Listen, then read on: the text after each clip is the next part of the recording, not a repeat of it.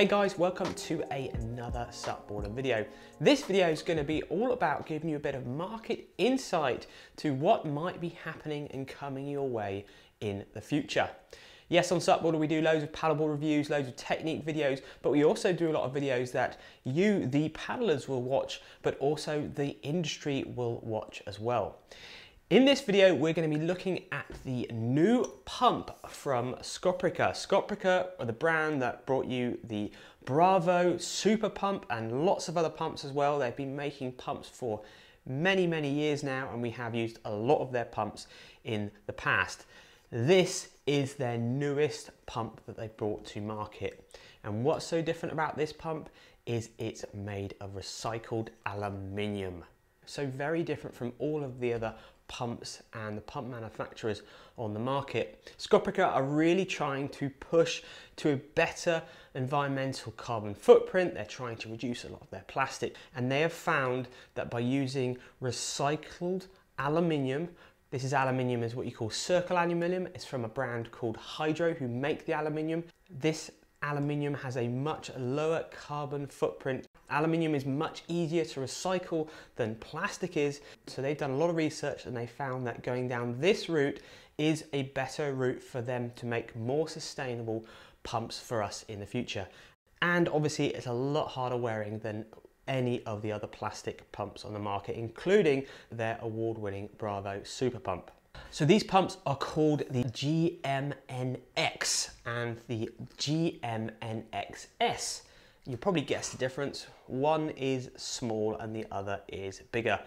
These pumps have the exactly same features as the Bravo 100 pumps, which we did test a few years ago now, and they are very similar to the Bravo Super. So in this video, I'm going to give you a comparison of these pumps, and I'm also going to compare them to the Bravo Super, which many of you have already got and have got them in inflatable SUP packages.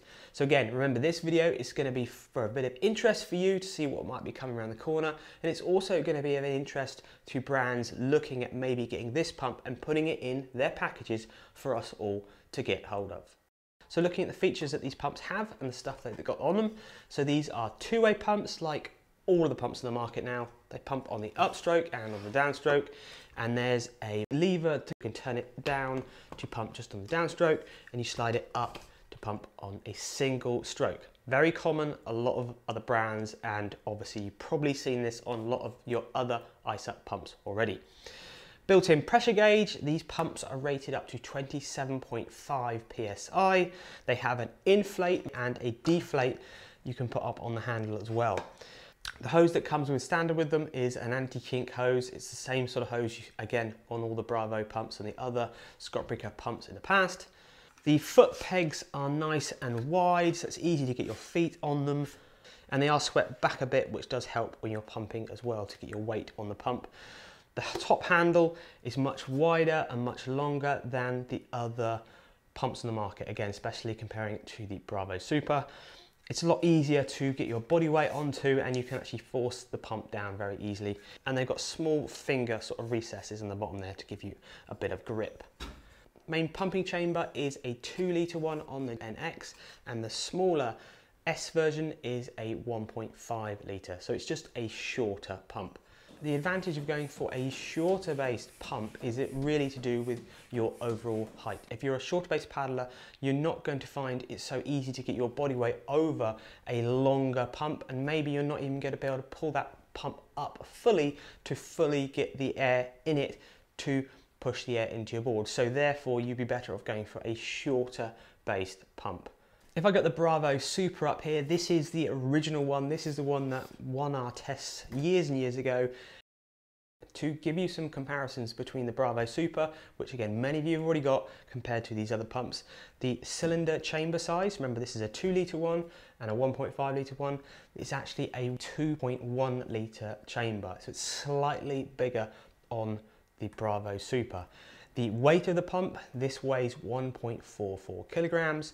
The smaller GMNXS weighs 1.48 kilograms, and the bigger GMNX weighs 1.5 kilograms. And the Super does actually have a higher PSI rating of 29 PSI compared to the 27.5, remember. But I've never pumped an inflatable paddleboard up higher than 26, so that really isn't a problem. And also a quick note before I put the Bravo Super away, now you can get the Bravo Super F, which is a foldable version, which does mean that you can fold the foot pegs up and you can take the handles off like you can on this one there to make your pump a little bit more compact. So now let's jump into this little mini inflatable test I did with these 3 pumps. So I pumped this board up, which is a 342 litre board, to 15 PSI. I timed how long it took overall, and I also looked at when I changed over from the double action to the single action. We made sure this board was equally deflated each time to make sure it was a fair test. We started off first by looking at the Bravo Super. I ended up changing from the double inflation to the single inflation at 6 PSI, and it took 4 minutes and 26 seconds to get to 15 PSI.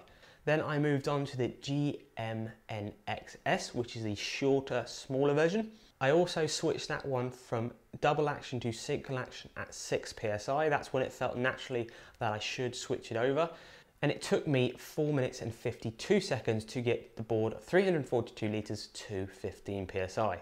And lastly, I moved on to the GMNX, the bigger version. Again, changed that pump over from double inflation to single inflation at 6 PSI and went all the way up to 15 PSI. And that took a total time of 4 minutes and 48 seconds, which is very interesting because it's not far behind the smaller GMNXS. Now the reason that is, it must be because my body height, I'm 5'11", I'm a bit in between the 2 pumps. So I wasn't fully using the full height of the bigger cylinder, but I probably was using the full height of the smaller cylinder. So it just goes to show you that probably for my optimum body size, I'm in between both of these pumps. Just an interesting observation. Yes, the Bravo Super was quicker. Remember, the Bravo Super is a little bit bigger. It will make a bigger difference. But really, the pumps are fairly close. And I made sure throughout that test, I kept a steady pace and my fatigue was about the same through all of the pumps.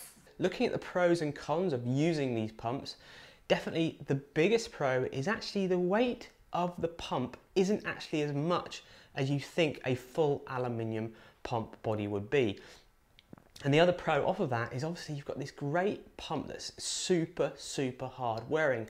And of course, you've got all the environmental reasons of going towards this pump as well. The other big pro is the smaller pump wasn't actually much slower than the bigger pump. And if it was for me, I could look at the smaller pump because that would be easier to store, or potentially the bigger pump. But looking at the cons and definitely looking at the smaller pump, I did find that my back did hurt a little bit more with the smaller pump. Again, I'm 5'11", so maybe that's something to consider. The other con, definitely these pumps were a lot noisier on the single action setting than the original Bravo Super.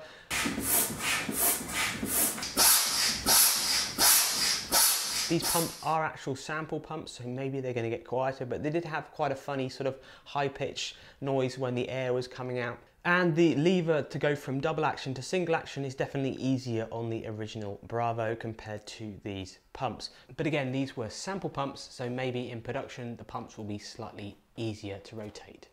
Moving on to a summary and also maybe touching on the value for money thing here, is there's so many people out there, myself included, that are wanting to buy into a better product that's going to last longer and also, of course, be better for the environment. I am getting pretty fed up of buying stuff I'm having to replace or buying stuff I can't buy spares for to get it fixed again. Now, Scoprega are pushing quite heavily on their website all of the spares.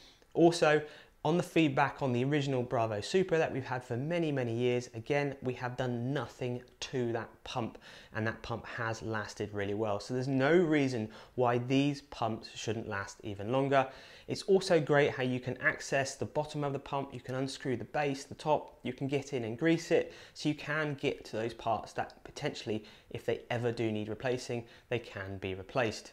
The cost-wise, it's always a tricky one when we come to reviews like this, which products aren't even really out in the shelves yet. The Bravo Super pump is sitting around £60.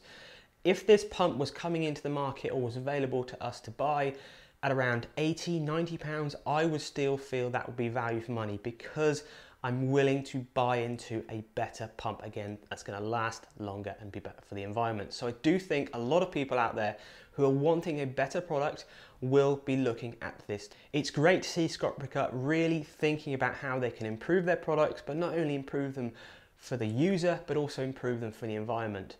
So these pumps really are a great move forward for the industry, and we hope to see them in board packages or available for you to upgrade and buy into the future.